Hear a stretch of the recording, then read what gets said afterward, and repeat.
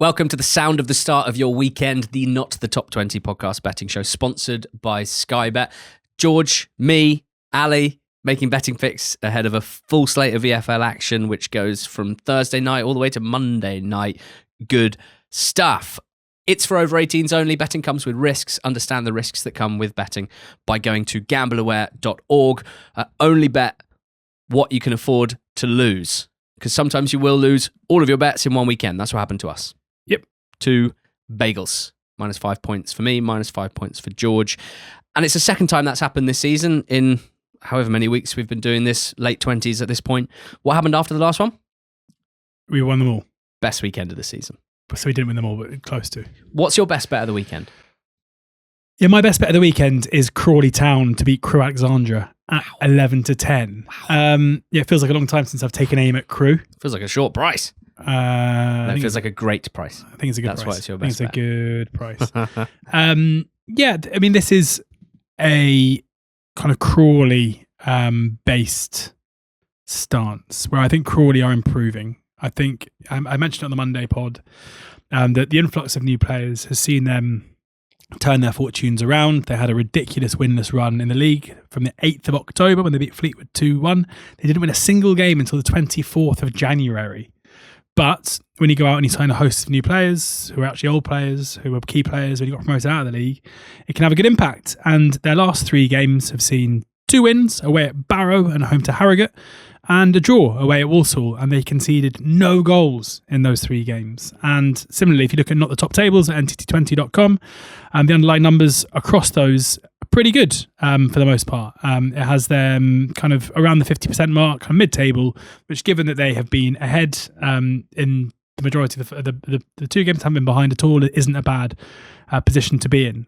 Crewe also come into this game in quite a good run of form, which caught me by surprise when I was looking at this. They've only lost 1 of their last 7 games. That came away at Notts County, and again, they were kind of very well beaten in, despite the scoreline only being 1-0.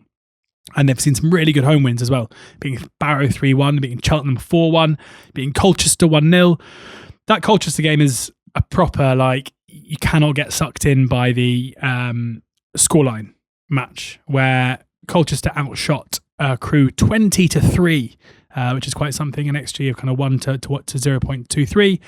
Crewe scored one of their 3 shots. Colchester weren't able to find a way through. Yeah, an important and a good win, and they ground it out, but not necessarily a performance to be too enamoured with. They were very good at Barnet in midweek, it should be said, but this is quite a big reason why I'm looking at this, where Crawley come into this game having had a week off, and last weekend they played at home, whereas Crewe come into this off the back of a midweek trip to Barnet. And I'm pretty sure that if you're a Crewe fan or a Crewe player or you're Lee Bell, the manager, a week of going from Crewe down to Barnet on Tuesday, back up to Crewe, and then back down to Crawley on a Saturday is suboptimal. And I think that will have a big impact on what happens in this game. So the prices come in a fair bit. When I was doing the research, it was kind of 6-5. It's now 11-10. I think Crawley, if they maintain their current level of form, are much better than the market thinks they are. And up against a Crewe side that have shown in a couple of games recently that they can struggle going forward. The Notts County game, one of them, and certainly that home game against Colchester too.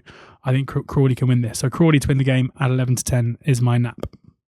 Mine is Stoke City to win at West Brom this weekend. Panic, fear, mutiny, infighting, chaos. West Bromwich Albion. That's just the first 4 days of this week, really. Where to start? Andrew Nestor, the president and sporting director, is reportedly on his way out. Apparently, reportedly, rumouredly, massive disagreements over the appointment of Eric Ramsey, who's had 4 games in charge.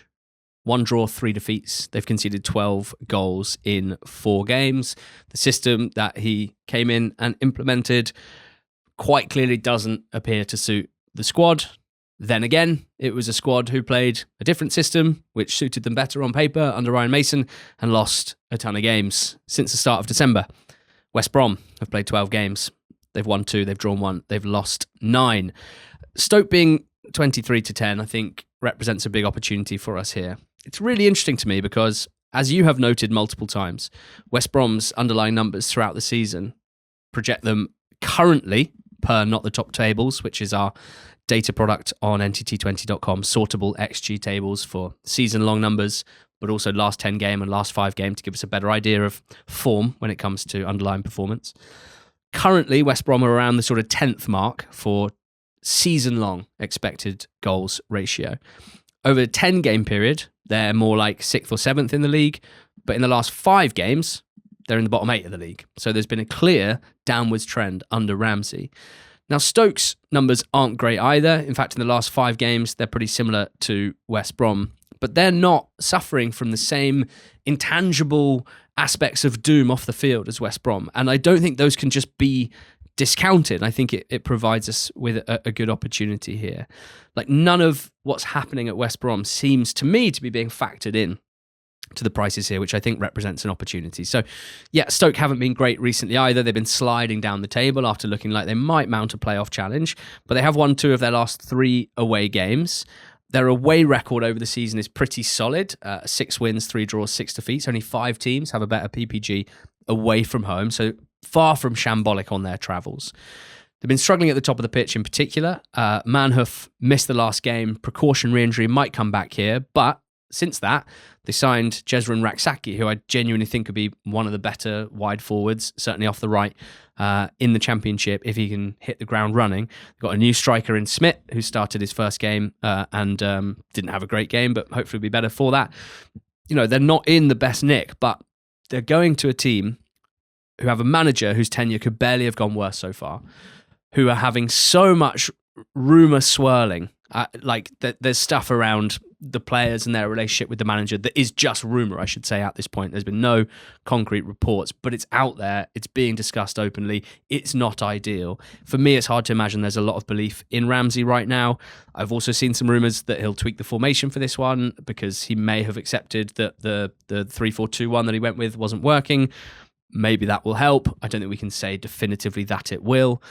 For me, the first goal is pretty crucial here. Like, Stoke are 13-10 to score the first goal and 23-10 to win the game. But in these circumstances, I feel strongly, based on the atmosphere at the Hawthorns, particularly when if they go 1-0 down, if Stoke do score the first goal, I think they have a much better chance of winning than the average team that goes 1-0 up in a Championship game away from home. So I think the price represents value.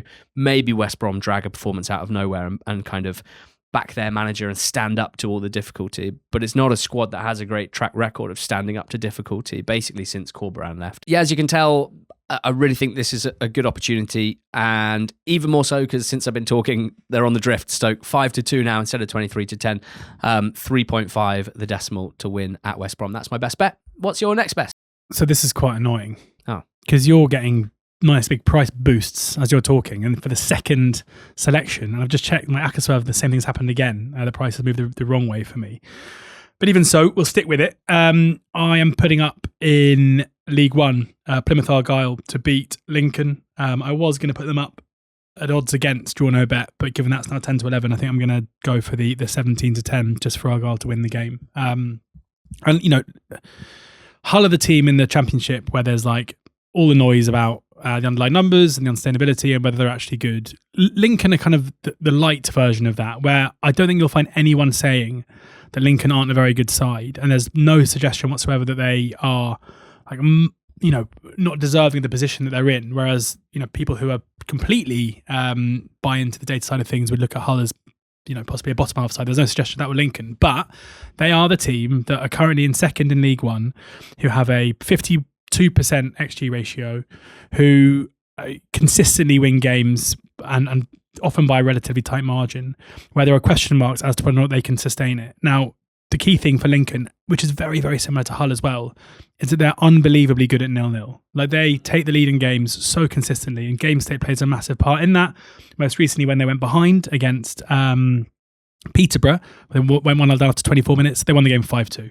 So they're also quite good when the rare times they do go behind, which isn't very often. The lowest amount of time spent behind in the whole of the EFL, I think, is your stat, isn't it? Yeah, my stat was they've scored the first goal in 20 of their 29 games, and they've been leading at half-time in 19 of their 29 games. The next best in League One is 12 from Huddersfield in 30 games. So yeah, at first half, 0-0, cut it how you like, they are incredibly well set up. Exactly, and this is no attempt from me to throw shade on Lincoln's ability to finish in the top two, but, you know, good teams lose games. Lincoln are not going to continue, I don't think, to pick up the ridiculous 2.5 points per game that we've seen over the last 10 games or so. And I'm not convinced that they should be favourites for a trip to Plymouth, to Plymouth Argyle. Argyle. They've been very good at 0-0 recently, haven't they? Argyle have been very good in every sense. This is the latest. I love this when this happens. This is the latest example of a club that are just being massively rewarded for retaining the faith and like going through a really difficult period, but being like, look, we're going to make some changes. We're going to bring Derek Adams in as director of football. Who'd have thought that would be a good, the thing they needed to do. But we're not going to sack a young manager. We're going to keep on going with our plan. And when there's so much noise and fans are demanding change and we've got to do something, sometimes you don't actually have to do anything. And the processes you put in place will begin to work. Now, as you will always tell me, that the last 5 games XG ratio table is noisy, and of course it is, because individual games can have such a big impact, as Argyle's game against Peterborough would have done, but they are top of that table. But it's good even if you go back 10 games, for example, where they currently sit third in that table with a 62% XG ratio next to Cardiff, Huddersfield, Bolton, which is so different to their season-long one, which will, of course, include those 10 games, but they're bang mid-table, which shows the massive, massive improvements that they've made. There are, if you look at their results themselves, this is tallied with a much, much better run of results. There are a couple of games which you look at and be like, well, that's a bit of a red flag, and it means their home form can't be particularly good. But there are quite clear reasons behind some of those. So they, if you look at their home defeat recently against Reading, that was when Joe Rules was sent off after 12 minutes on Boxing Day, which was obviously had a huge impact on their ability within that game. If you look at even going further back, the defeat against Northampton back in November, Northampton didn't have a single shot in the first half of that game. Argyle were all over them, and then Lauren Tolai got sent off in the second half, and they lost the game 3-0. So basically, when they keep 11 men on the pitch, they've been pretty good, and their form recently has been really good. Like against Stockport, one of the toughest away games of the season, they were the better side in the first half, and will feel like they shouldn't have come away with the defeat in that game, with Stockport creating very little. They were brilliant in the 1-0 win over Luton. They were unbelievably dominant in the 1-0 win away at Peterborough, as we've already discussed. Their home form is good. We've got the 3-0 win over Burton that came before that. They're a team that classically over the last few seasons have relied on their form at home park for their promotion out of League One, their survival in the Championship. And I don't, this is a team who are currently operating or currently performing as a top 6 team up against another team that are performing as a top 6 team clearly. But with home advantage, I do not think that Argyle should be the outsiders in this game, and they're my next best. Goalscorer corner, where we didn't hit much last week, annoying, but I said I wanted to trial having the Trixie for a few weeks just to make sure that instead of chopping and changing, like we're consistent with it, and then we can take a view of whether it's worth using one of the points of the 2.5 in the staking plan on that. I'm going to continue with half a point on the 3 singles and a quarter point Trixie, so that's 2.5 points staked total.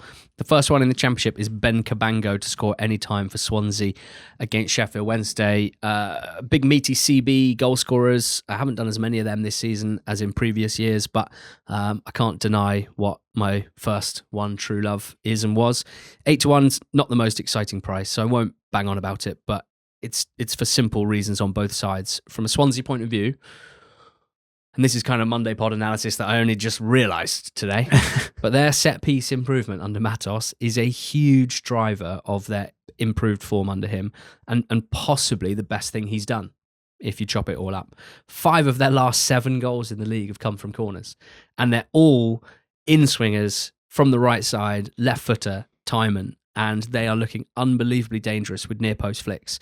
Cabango has scored 1 of those 5. He scored at the back post against Millwall. Vipotnik, Stamanic, Cullen have all scored as well.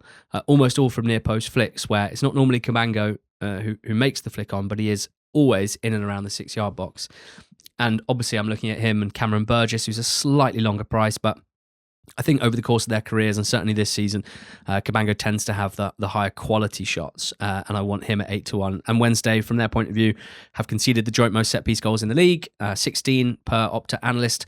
5 centre-backs have scored against them in 30 games this season. I actually thought it would be more, but it's still a pretty juicy amount. I fancy a Swan set-piece goal, and I think Cabango will be in the mix, so I like the 8-1 price.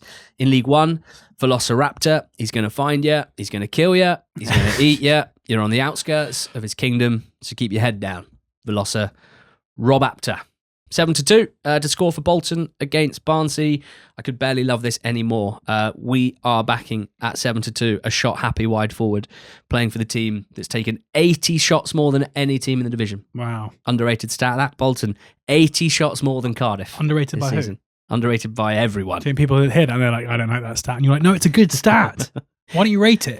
They should be talking about it on Monday Night Football. That's what I mean. It's that good. I reckon. It's that good.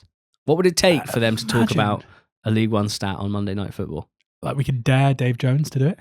We could actually. What would it take is quite an interesting question. I think if, I'm going to pluck the first striker that came to mind, if Freddie Draper scored a hat-trick in his next 5 games, I think they would talk about it on Monday Night Football. I honestly think they'd be like, we have to look at this guy. Carrow would do... goes football cliches here. Carragher would go like, not going to do the accent, but he'd go like... he would do some good analysis on it. Yeah. Do you think 5 hat-tricks in a row they would do it? I don't think it would. I think if Draper scored 5 hat-tricks in a row, I think actually we might be invited on Monday Night Football to talk about it just for like 5 minutes. It's quite what's news, maybe. Anyway, got waylaid. Apter, he takes loads of shots. The team he plays for takes loads of shots. They are at home to a team in Barnsley that concede the most non-penalty goals per 90 in League One, concede 1.77 goals per game away from home, and haven't kept a clean sheet in the last 12. He had 4 shots on his debut last week. He went pretty close with one of them. We have the super sub as well with Sky Bet, which I don't want to lean on, but when it comes to Bolton and when it comes to their wide attackers, is quite helpful because they have good options. So he started with Blackett-Taylor on the other side. Off the bench came Gale and Sissoko. One of them probably coming on for Apter. It's not the worst thing in the world. So I like Apter a lot at 7-2, I must say, anytime. And then Tom Iorpenda of Notts County, 5-1 anytime. This is one of those kind of positional picks because Iorpenda has had a great loan at Notts, on loan from Huddersfield. He's a big, young midfielder, probably more of a runner and a dueler than a on-ball. He's not quite George Abbott, who you may remember playing for Notts last season.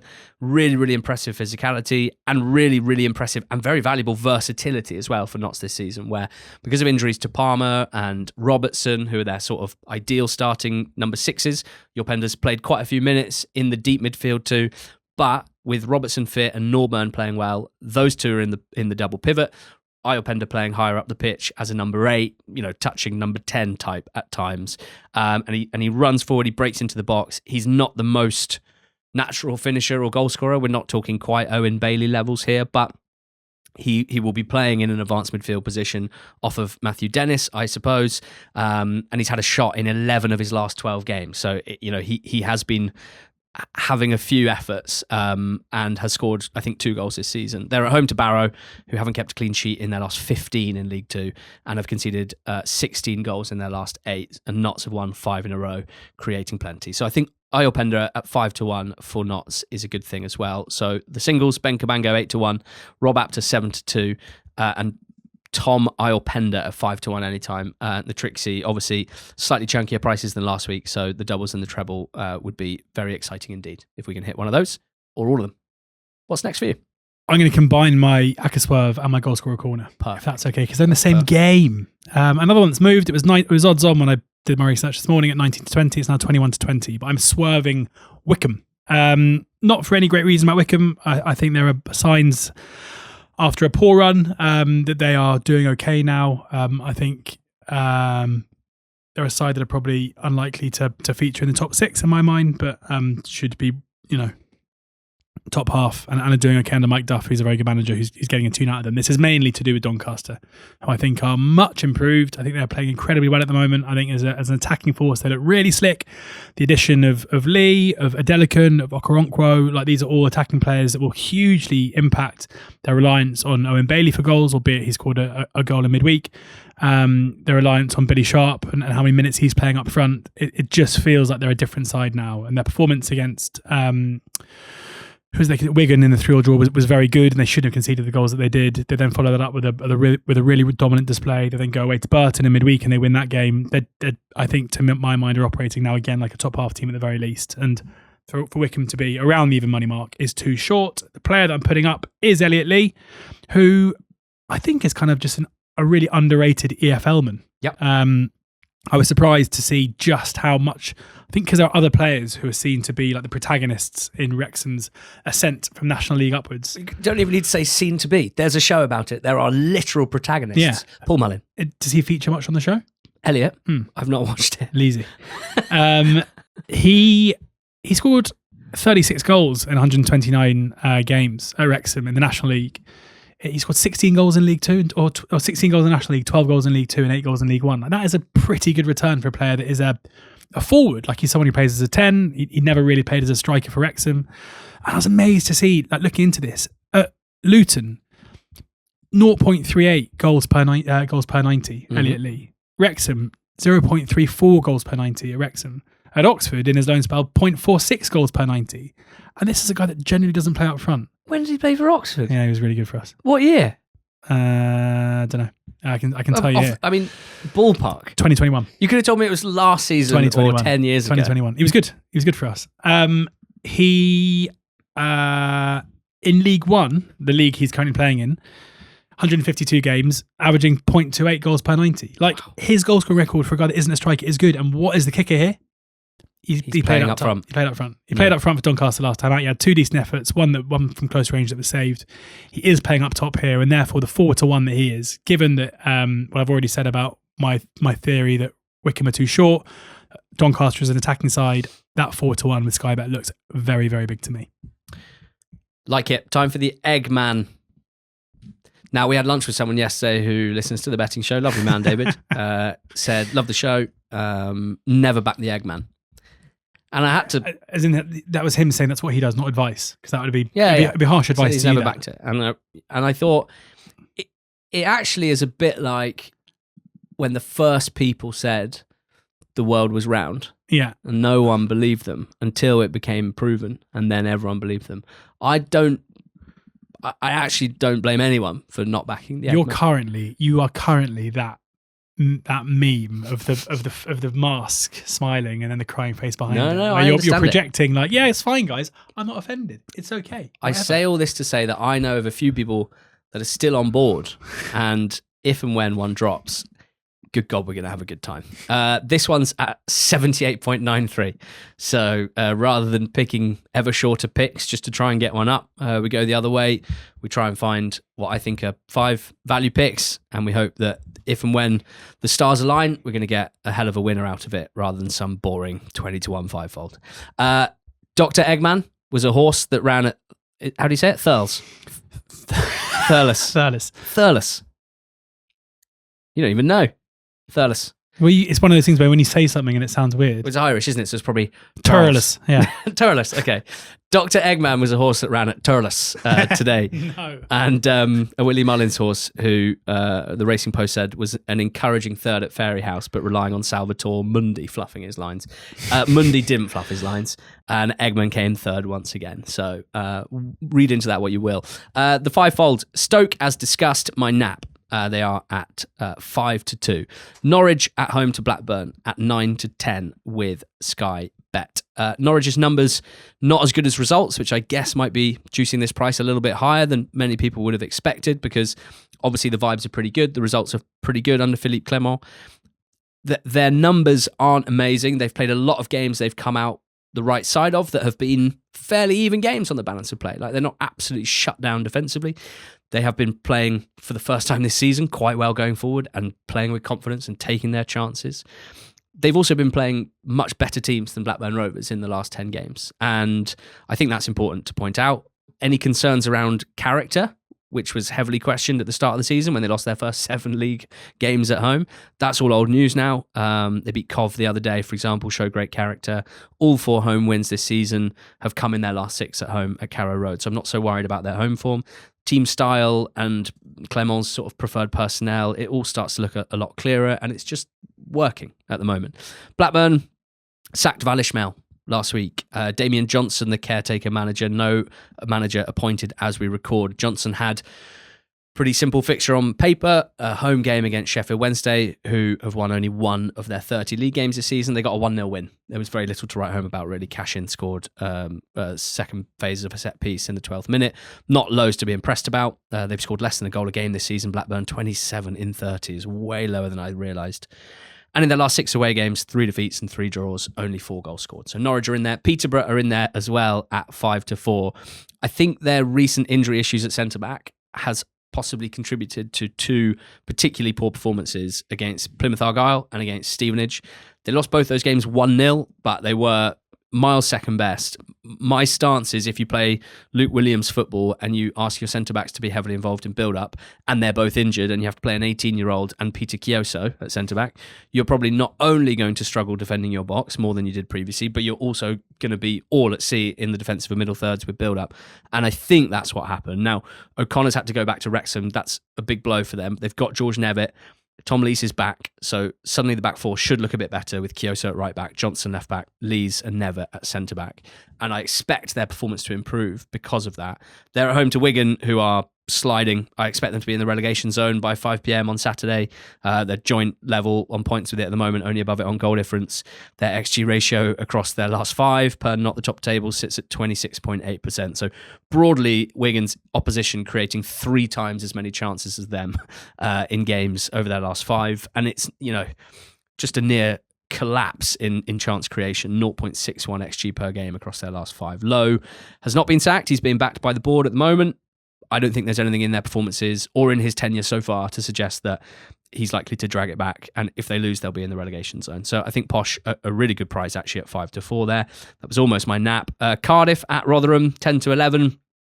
Rotherham famously beating Exeter, who were my nap last weekend, 4-0. Lovely vibes in the away end.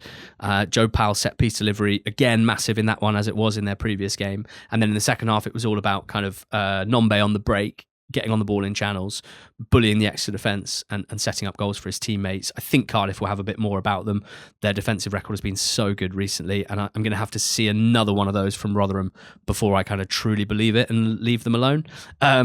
Their record against top half teams is 1 win, 4 draws, 8 defeats. Cardiff's record versus bottom half teams, 10 wins, 3 draws, 2 defeats, and have scored 2 or more in 8 of their 15. Finally, Reading in League One away at Wimbledon, 13-8. They've won 7 out of 14 under Liam Richardson. I think we're starting to get a pretty good picture of Richardson's Reading, and we can say, I think definitively, it was a great appointment and a great change that they made. Might come too late for a playoff tilt, but it's still very positive.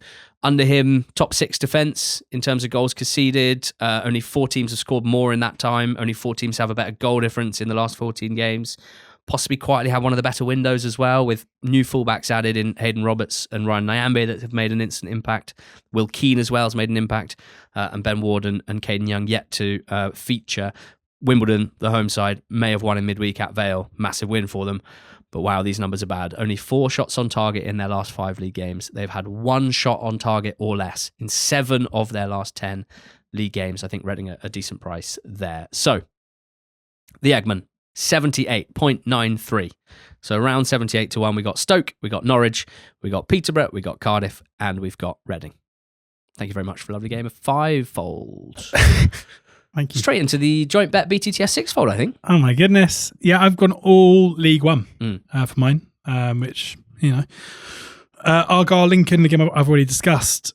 Argyle's games in this run have been pretty end-to-end. As I say, that from an attacking perspective, they've been really strong. Lincoln don't often draw a blank, and I think this should be a game where Lincoln will take it to Argyle at the very least. Rotherham, Cardiff we know are they basically never don't score. Good double negative for you. Rotherham put 4 past Exeter, which no one saw coming, Ali, did we? Nope. No, sir. And they'll obviously be buoyed by that. Can obviously predict that Cardiff are going to dominate this game, but it wouldn't be a huge shock to see Rotherham at least land a blow. And then Wycombe, Doncaster, the game I've already discussed as well. Doncaster just very, very, very good going forward, but even Burton in midweek had a lot of opportunities to score. Doncaster's game model seems to be to attack, and Wycombe will hope that they can at least get on the score sheet at home. So Argyle, Lincoln, Rotherham, Cardiff, and Wycombe, Donny. Yeah, I've got Wrexham, Millwall in the Championship. One of the games of the weekend, 6th hosting 5th in the Championship. Wrexham, as it has been for a couple of years just have a very clear difference in how their games play out at home versus away. Where away from home, they try and keep the score as low as possible and try and nick it. At home, happy for slightly more entertaining fare, and that has shaken out with 80% of their home games having BTTS land this season, 57% of Millwall away games. I've got Hull and Bristol City as well. I think that Hull have a really interesting stretch of home games coming up where on paper it looks very, very favourable. I think the way that Bristol City play, the way that QPR play, the way that Derby play, added to a much higher level of expectation for Hull and the realisation that they're actually not far off the top two. I'm really interested to see what that does for them and whether the fact that those three teams in particular are not likely to come onto them very much. They're gonna ask them tougher questions, I think, in terms of providing a solid defence for Hull to try and break down. Really interested to see how that goes. They still give up loads of shots and loads of shots on target. That's nothing new. And I think that BTTS is a good thing here. And finally, Swindon against Oldham in League Two. Swindon recently, things have been pretty lively, haven't they? Off the pitch, on the pitch, it's been quite lively as well. They had a run of games where they lost 3-2, 2-1, 2-1. They beat Barrow 3-1. Harrogate was a 1-0 in midweek, but Harrogate barely a football team at the moment. I'm pretty sure that Oldham can ask some questions of Swindon, but I do back Swindon, obviously, to score at home in pretty much any League Two game. The battle of former Premier League teams, of course, Swindon against Oldham, and I think both teams will score. So the BTTS sixfold, 28.04 with Sky Bet, is Wrexham, Millwall and Hull Bristol City in the Championship. In League One, Plymouth Lincoln, Rotherham Cardiff and Wycombe Doncaster, and in League Two, Swindon Oldham. Please recap your selections. Crawley, my nap at 11-10 at home to Crewe. Argyle at 17-10 at home to Lincoln, my next best. Wycombe, my Accuswerve at 21-20 at home to Doncaster. And Donny's new January signing, Elliot Lee, 4-1 anytime, is my goal scorer. Yep. Stoke 5-2 to win at West Brom is my nap. Goalscorer corner has half-point singles on Ben Cabango 8-1 for Swansea, Rob Apter 7-2 for Bolton, and Tom Iopenda 5-1 for Notts County, and a quarter-point Trixie on those three. The Eggman, which is at 78.93, has Norwich at even money now at home to Blackburn. Stoke 5-2 at West Brom. Peterborough at 5-4 at home to Wigan. Cardiff 10-11 away at Rotherham. And Reading 13-8 away at Wimbledon. The BTTS sixfold: Wrexham, Millwall, Hull, Bristol City, Plymouth, Lincoln, Rotherham, Cardiff, Wycombe, Doncaster, and Swindon, Oldham. That's been a real pleasure. Last week I went into the weekend with too much confidence and it was a shocker. So I think I'll just say, and now you're a shell of a man. Thank you for listening, and to the Reverters for playing us out. Go well.